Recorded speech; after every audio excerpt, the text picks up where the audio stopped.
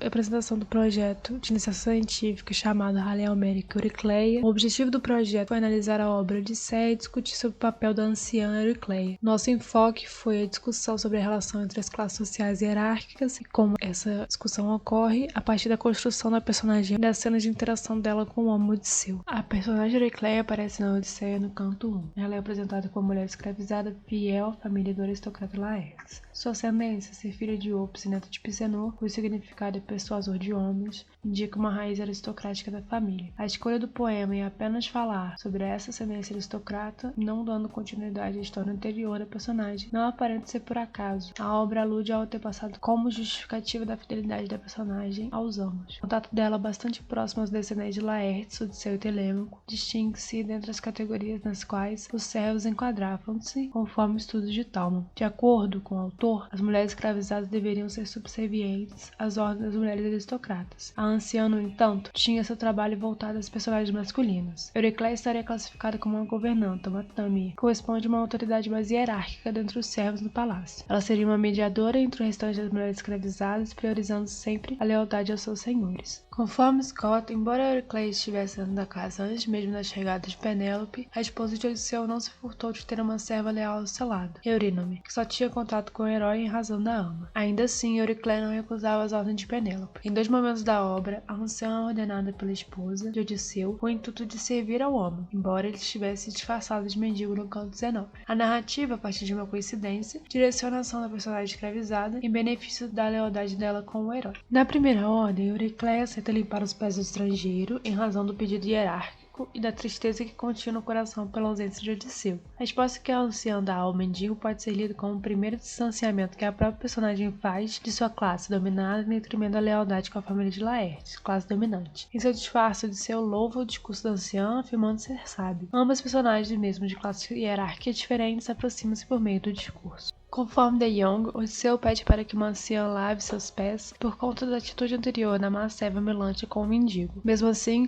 o herói demonstra-se receoso pela revelação de sua verdadeira identidade pela anciã. Após o poema apresentar a cena do plot, há uma digressão na qual é relembrado ao leitor o momento em que Autólico escolhe o nome de Odisseu até a cena na qual o herói conquista a cicatriz. Segundo Culkin, a interrupção em momentos de tensão garante que a audiência mantenha um momento inicial claro em mente. Além disso, a digressão também constrói uma aproximação afetiva da anciã Eurykleia com o filho de Laertes. Eurykleia tem papel fundamental no destino de Odisseu e é forçado ao leitor que existe também um sentimento afetivo dela pelo herói que seria reacendido nesse reconhecimento. A atitude afetiva da anciã diante de seu amo vivo é bastante perceptível. Não era apenas uma mulher escravizada vendo seu senhor, mas alguém que, dentro das limitações hierárquicas, tem papel de adoração familiar a Odisseu. Seu papel de escravizado se destaca quando a personagem diz: "Não reconhecer antes de tocar com as minhas mãos no corpo do amo", porém entra em conflito ao uso do aposto meu querido filho. Pode-se propor uma leitura na qual esse intermediário seja a perspectiva de uma Tami, cuja intermediação seja uma servidão tanto física dos meios de trabalho quanto afetiva do sentimento ao amo. A aproximação afetiva de Eurykleia com o herói ultrapassa as regras pré-estabelecidas da relação entre as duas classes hierárquicas, no momento em que ela busca Penélope para contar sobre a descoberta. A escolha de avisar Penélope sobre o regresso do marido parece apresentar uma ação baseada não na servidão para com o esposo de Odisseu, mas pelos sentimentos afetivos os quais sentia pela volta do filho querido. Retomando Scott, Eurykleia não recebia ordens de Penélope nem tinha uma conexão tão afetiva com ela. Dessa forma, a ligação da mulher escravizada ao herdeiro de Laertes era mais forte. Compreendendo a digressão que se retoma essa importância de Eurykleia, as lembranças dela logo no início da vida de Odisseu, a anciã ultrapassou o limite moral e social entre o dominador e o subordinado que existe nas relações de servidão, e que foi a causa da atitude agressiva, o silenciamento por meio de uma pressão física feita pelo aristocrata. Embora Odisseu retome o passado dele com Eurykleia, ele não utiliza a recordação de modo efetivo. Odisseu diz que: "Foste tu que me amamentaste com teu próprio peito", além de falar sobre suas misérias em troca do silêncio dela. Ao fim do discurso, o herói explicita a consequência que a mulher escravizada sofreria caso estivesse desleal ao seu senhor, a morte, assim como os demais servas. O herói utiliza, portanto, tanto do físico quanto do discurso para delimitar um distanciamento dessa relação que pode se inferir a uma separação entre ele e a Tami. A construção da personagem Eurykleia, enquanto a representação de uma serva na sociedade américa, é composta de elementos linguísticos e narrativos que apresentam, conforme o decorrer da obra, sua lealdade a Odisseu. A relação hierárquica de ambos os personagens ora são aproximadas, ora são distanciadas, sempre visando a construção da servidão. Ao final da segunda cicatriz, a necessidade da anciã de reforçar sua lealdade ao herói, para que não seja morta como as outras escravizadas, traz à tona a retomada do espaço limitado que divide servidão e aristocracia, com o intuito de auxiliar o herói em sua vingança contra os pretendentes.